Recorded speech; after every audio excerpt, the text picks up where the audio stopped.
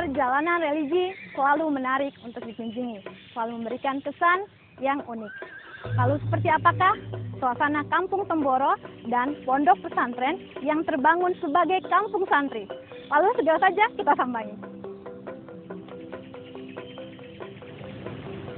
Kampung Madinah terletak di Desa Temboro, Kecamatan Karas, Kabupaten Magetan.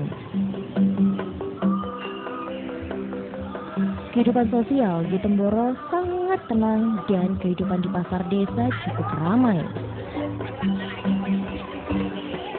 Di Kampung Temboro terdapat pondok pesantren Al-Fatah.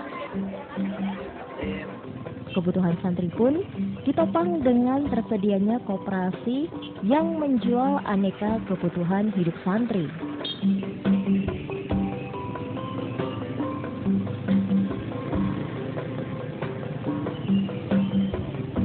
Begitu masuk kampung terpampang tulisan kawasan berpakaian muslim.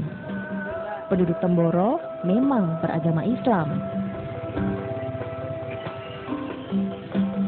Para lelaki memakai jubah dan para wanita berjubah hitam panjang. Di antaranya ada yang memakai purdah atau hanya sekedar memakai tudung.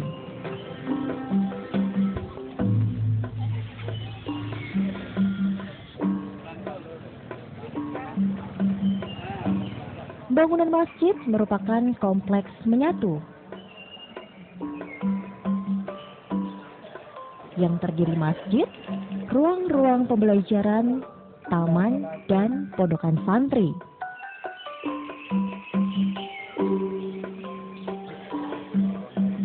Pondok pesantren Al-Fatah berdiri sejak zaman Belanda, tepatnya tanggal 1 Mei 1939. Terletak di Desa Temboro, Kecamatan Karas, Kabupaten Magetan, Jawa Timur. Dirintis oleh Kiai Haji Sarbun Sidik. Beliau seorang murid Thariqah Naqsabandiyah Khalidiyah yang sempat mengikuti bayat Thariqah di Jabal Abi Kubais, Mekah, sewaktu menunaikan ibadah haji. Di samping kegiatan Thariqah dan kegiatan pengajian, juga dikembangkan unit kegiatan formal seperti Madrasah Ibtidaiyah, Madrasah Sanawiyah, dan Madrasah Aliyah. Sementara kegiatan pengajian juga dikembangkan menjadi beberapa unit, antara lain Halaqah, Tabizul Quran, Madrasah Diniyah Santri Kampung, serta Dauratul Hadis.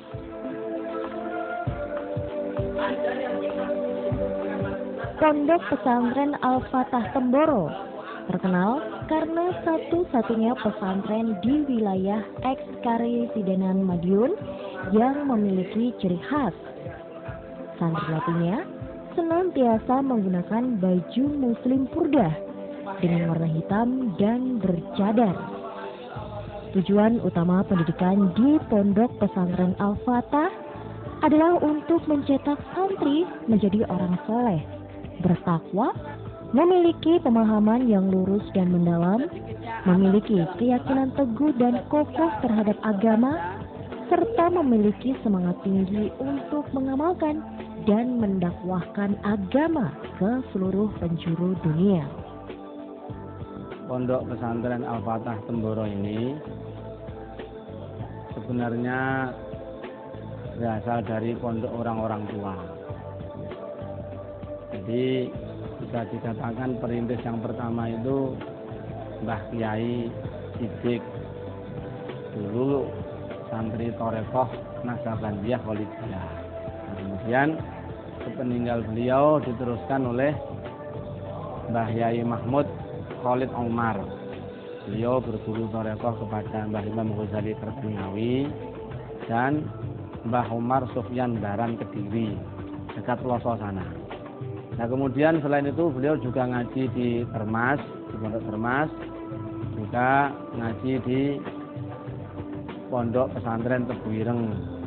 Jadi santrinya Mbah Kiai Hasyim Asy'ari, pendiri Nahdlatul Ulama. Oleh karena itu pondok kita itu ya pondok Thariqah Kemudian juga ngaji kitab-kitab sebagaimana pondok-pondok pesantren yang lain.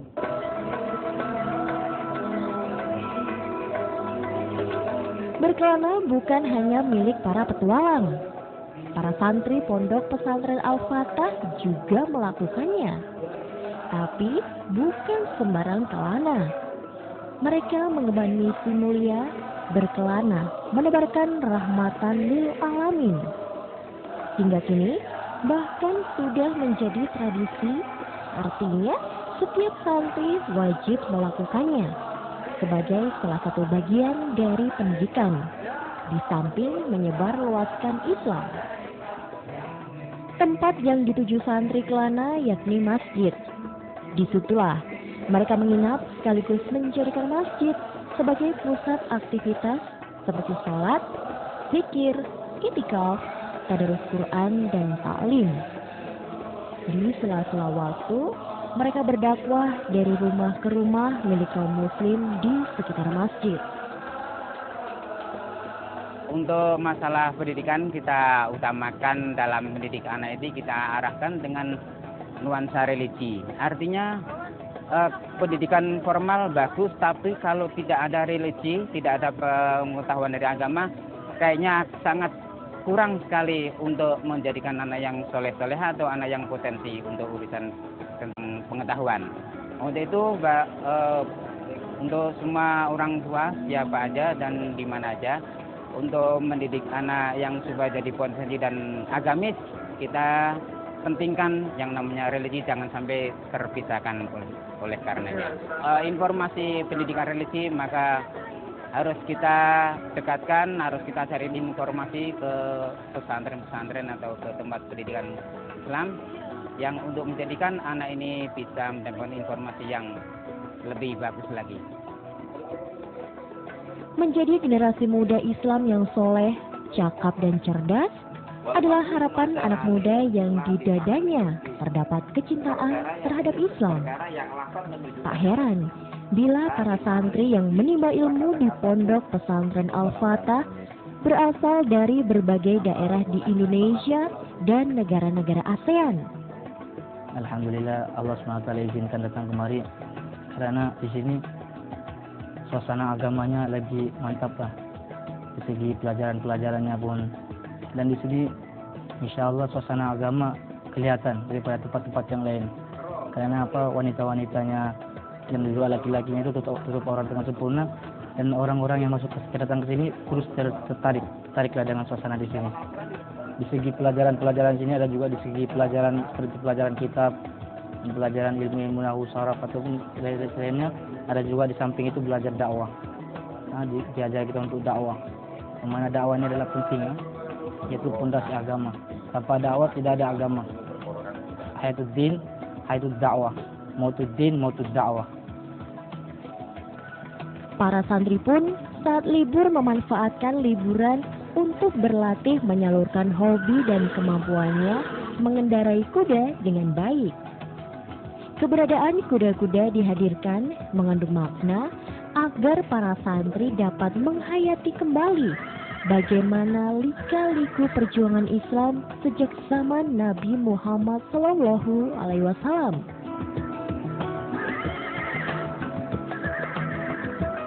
Jadi latihan kuda ini mengikuti olahraga supaya badan kita selalu sehat dan kuat dan mengikuti cara Nabi Muhammad SAW. Sunnahnya baginda Rasulullah SAW. Masjid Al-Huda merupakan pusat seluruh kegiatan di pondok pesantren Al-Fatah. Karena disinilah tempat diadakannya musyawarah membahas kegiatan-kegiatan pondok. Juga pengajian umum yang rutin digelar setiap malam Jumat. Ribuan jamaah dan santri mengikuti pengajian ini. Masjid yang dibangun ini mampu menampung lebih dari 10.000 jamaah. Pondok pesantren Al-Fatah memang dijadikan sebagai pusat jamaah tabligh di Indonesia. Hal ini tidak terlepas dari metode penyampaian dakwah yang menunjukkan.